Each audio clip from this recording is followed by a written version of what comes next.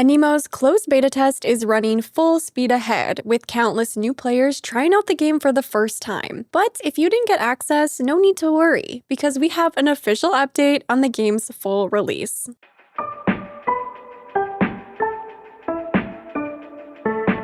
Hello friends, Sarah Sunstone here, and welcome back to Thinking Out Loud.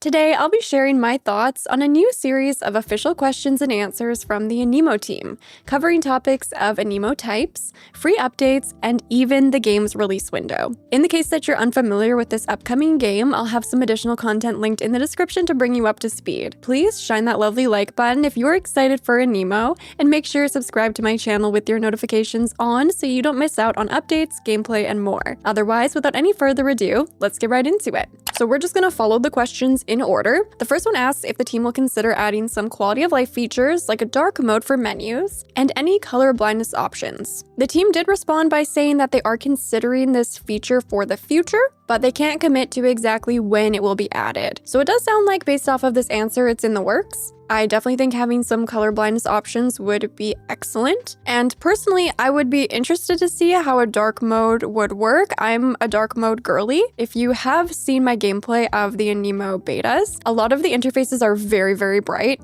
I do lower my brightness on my monitor when I play. That's very common, I feel like, for a lot of games, but it would be really awesome to see a dark mode option implemented in Aniimo. I feel like more games should have that. Question number 2 asks if the viability of all Aniimo will be kept in mind, even with any possible future additions. I think what they're essentially trying to say is they're concerned about the balancing between the stats of Aniimo and their abilities and such. In the case that you have a favorite Aniimo that is weaker than others that you're not a huge fan of, you don't want to feel like you can't use your favorite Aniimo in battles and such because they're not as strong as one that you're not as big of a fan of, if that makes sense. I could definitely see the concern of this, especially when new Aniimo are being added in future updates. So the team answered by saying that they'll definitely be paying attention to balancing different Aniimo's strengths as the game progresses, and they'll also provide ways for older Aniimo to become stronger to align with more recent Aniimo. So that is great news, especially for those that are really focused on the strength and power of the Aniimo. I do have to be honest and say I'm a little bit more on the side of how many cuties can I catch? How can I explore the world with them? What can they do? Can they help me solve puzzles? Like, I'm looking at it from a little bit of a different perspective. I do love the combat as well, but I'm not overly concerned with like how strong my Aniimo can be. But I do think, from a larger perspective, it's very important, especially when you have lots of boss battles and, the ability to level up your Aniimo and evolve them and, max out their stats and stuff like that. And I do think they're probably spending a lot of time specifically focused on balancing everything so that doesn't become an issue, especially in the future if they add some super legendary crazy Aniimo in a update, months down the line from release that could make the older Aniimo super underpowered. So yeah, it seems like they'll have ways for us to level up those older Aniimo, some of the starter ones, which is great news. Question number 3 asks if we'll be able to self-host the Aniimo server software ourselves, which would allow for people to have their own dedicated friends-only multiplayer servers. So essentially private servers for you and your friends. And the team just had a very simple, straightforward response to this, that they don't have a plan for this at the moment. They didn't say they will never implement something like this, but they also did not say that it's, in the works. With my limited experience with the multiplayer, I personally don't know if that would exactly be necessary, because how Aniimo works is you have your own private open world to explore. So when you're running around, catching the cuties, doing your battles, solving puzzles, following the story, you're in your own private server. You're completely separated from other folks, unless you choose to invite your friends to join you. There are certain areas within the overarching world where you will run into other players. So that would be at the RV parks, that would be at the campsites, that would be at the main outpost, and then also up in Astra. So those areas are shared areas. You'll run into random people there, but it feels like the bulk of your gameplay is done privately, again, unless you invite your friend to join you in your world, and then you guys can run around together. Just because of the structure of this game, it does offer lots of options for both multiplayer and single player experiences, and as someone who likes both types of experiences, I feel like it's a great balance. So yeah, I don't know exactly how this would fit into the overall plans for the game structure between single player and multiplayer, but it's interesting to consider. Question number 4 asks if there are plans for Aniimos with evolution branching to offer bipedal and quadrupedal stance options, similar to how Flameruff has Interlupa and Scorch Howl, no matter their prior evolution form. So let me show you exactly the branching evolution path that they're talking about here in my game in the beta. You can see that Emberpup evolves to Flameruff, and then from Flameruff, this one can evolve in 2 different ways. One of them stays on its 4 paws, and the other one ends up, standing on its 2 hind legs. So it seems like this question is just kind of wondering if there's going to be a balance between these different options, and if we're going to see more of these sorts of branching evolutions for other Aniimo. There's actually another Aniimo, Bolty, here, who just has the 1 evolution at this point, and it's only bipedal. So unfortunately, there isn't a quadrupedal option yet for Bolty, which personally I would like to see because I really love it when, they stay like puppies. But I'm sure there's also the preference for the other side of things, right? So I think that's the essence of this question. So the Aniimo team responded by saying, yes, the branching design helps everyone fulfill their needs from different Aniimo. However, not every kind of Aniimo will have both bipedal and quadrupedal stances. This answer is giving, yes, there will be additional situations like this for other Aniimo. This isn't going to be exclusive to like Flameruff, but also they can't guarantee that there's going to be these 2 options for everyone's tastes for every Aniimo, which makes perfect sense because there's literally so many Aniimo and so many variations of the Aniimo with different forms and such. There's so many. So to be able to offer that for every Aniimo where it applied would be a lot, but it's good to know that they are aware of that and they are considering adding, more variations of, when they can and when it seems like a good fit. And kind of similar, in the similar vein to that question, the next question asks if the developers are keeping a balance of humanoid Aniimos in relation to more animal-like Aniimos. And the answer here is that they're actually going to be introducing more humanoid Aniimo in the future and will continue to populate Idle with more animal-like Aniimo too. Don't worry, the balance is under control. I thought these questions were kind of interesting because from my perspective, they already have such an incredible variety of different cute ones, pretty ones, quirky ones, cool ones. They have so many different variations of designs. Some of them are inspired by bugs, puppies, different fish. There's literally, it feels like an Aniimo inspired by almost anything. So I've personally never worried oh no, are they gonna offset the balance of Aniimo? I totally trust them with keeping their eye on those things and kind of staying in tune with what the players are looking for. I feel like they've been really responsive to feedback so far. So I don't have concerns here. And honestly, I already feel super spoiled with the number of amazing Aniimo designs we already have access to in the betas. So yeah, that's just my take, but it is good to get that reassurance that they're very aware of these things too. Now, the next question asks if we will get an open beta soon. And they are very clear-cut on this answer that they don't actually have plans for an open beta. Their plans are to take into account the feedback from the closed betas and then head right to launch. I totally understand if you are so eager to get your hands on the gameplay and you are wishing for an open beta.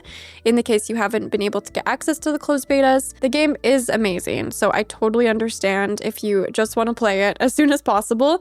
But the silver lining here about no open beta is that we're going to be going into full release, which means they can, put all their focus on polishing the game for that release. And then once you start playing at full release, you're not going to lose your progress like you would in a beta. So there's the silver lining. In the meantime, definitely come hang out in the live streams because we are streaming the closed beta. I streamed the last one. I've got lots of replays as well on the channel. If you missed the lives, you can watch them afterwards. I always keep my streams up for you to be able to watch at your convenience. So yeah, while we still have access to this closed beta, which is, currently underway, come hang out, come chat. It's such a good time exploring this awesome game. But we're gonna get into the next question here, which is, is there a release window planned? Maybe a season or a month? Because at this point, we only knew 2026. And the answer is that they are actually targeting the launch for summer of 2026. So truly, it might feel very far away, but it is not. Now, of course, this isn't set in stone. This is what they're targeting. Things, are subject to change. Development is unpredictable, and they are being very responsive to player feedback. So it seems like they're implementing a lot of things and, making adjustments based on the feedback they get from the betas, which is great to see. So that can always, put their projected timeline back a little bit. But summer 2026 is what they're saying right now. That is super exciting. That would honestly be a dream. Imagine spending your summer in the world of Idle, catching all these cute Aniimo and exploring the world on your own or with friends. I can see it. I see the vision. So very, very excited to get somewhat of an estimate of their launch. And, we'll stay tuned. Of course, you guys don't forget to be subscribed with your notifications on, because I will keep you guys in the loop, if we get any news on adjustments to this date or, just additional details. I got you guys covered as always. Now, the next question asks, how will Aniimo ensure that balance changes made for PvP gameplay does not negatively impact PvE balancing or vice versa? For clarification, PvP is player versus player gameplay. So when you're, facing off against someone else, whether that be in a battle or like the egg heist mode. PvE is when players either on their own or collectively team up to battle things in the environment. So you're not competing against other players, you're taking on things in the environment. The answer to this is that the team doesn't want to make balance changes too often because it will have an impact on Pathfinder's experiences. However, balance changes do become necessary if certain things can break the environment. So they're reassuring us that they're only going to be making necessary changes to balance once the game officially launches. The next question asks, if servers do have to be shut down at one point, do they have an end-of-life plan so that players can continue to enjoy the game long after support has dropped? For example, an offline mode patch. This is a really interesting question. It's something I definitely think about a lot with, the rise of online-only games. I, just in my regular day-to-day gaming life, do my best to always purchase physical copies of games, ideally those that are actually completely on the cartridge or disc when possible. Even if not, I do find that at least having a physical copy in my hand gives me, more than a digital version of a game that, as a reminder, you guys are licensing to use and you're not actually purchasing to own. So that goes for games on Steam, games that are, on the Switch eShop, the PlayStation shop, the Xbox shop. Of course, if you have a subscription to something like Game Pass, you're never owning any of those games. You're, renting them. But when you have that physical game in your hand, even if it's not fully on the disc or the cartridge, ideally it would be, but if it's not, at least you can do something with it, right? You can lend it to a friend, you can trade it in, you can sell it when you're done with it. You can do a lot more with that physical game than you can with the digital game. And it's definitely interesting now moving forward into the future where that's becoming less of a common option, and more games like Aniimo are, releasing where it's online only. There's not even the option to play offline, let alone own it physically. And all is well for the most part if they continue to support it for as long as they can. I mean, ideally it would be for as long as people still have an interest in playing it, because otherwise you're not going to be able to play the game anymore if they have to, sunset it and shut down servers. At the same time, how early do you plan for that? I'm not sure. It's really a big conversation. But here the Aniimo team just said, we haven't been born yet. Please give us a chance. We would love for this game to stay around forever. And the dev team has been dreaming of this game for a long time. So no real information about okay, we have plans for its end of life. I think they're probably hoping that they can support it forever or for as long as possible. And there maybe wouldn't be a need for that. It's kind of hard to look that far into the future and see is this going to be a situation where we need an offline mode patch? I mean, to be honest, an offline mode for any online game would be amazing. Just as a general rule, it would be awesome if there was that option to play offline, so you don't need the internet connection to run around the world with your Aniimo, right? It's a really interesting topic. I'm really glad somebody brought it up, and I'm really glad that at least now it's on their radar if it wasn't already, just so they can also give it some consideration. In the case that it does get to a point where they're not able to continue hosting the servers, is there a way we can still, at least run around that open world offline with every Aniimo we've collected? Because I feel like that would be reasonable to ask for, right? So I would love to hear your thoughts on this one in the comments. I know it's a big topic, but it's one that I really do care about too. And the final question asks if expansions like new locations, new quest lines, and new cosmetics will be free or paid. And very interestingly, the team said that any updates they currently have planned will be free. So, I mean, that's good news, but it does make me wonder a little bit more about the monetization structure of the game, especially because in this question they did include cosmetics, and that was sort of the area I thought might be the paid area of the game, at least some of them. Again, we've seen tons of cosmetics already included as earnables in the betas, but I thought maybe there'd be some of those more exclusive or limited time cosmetics that would be paid options. Now, that still could be the the case.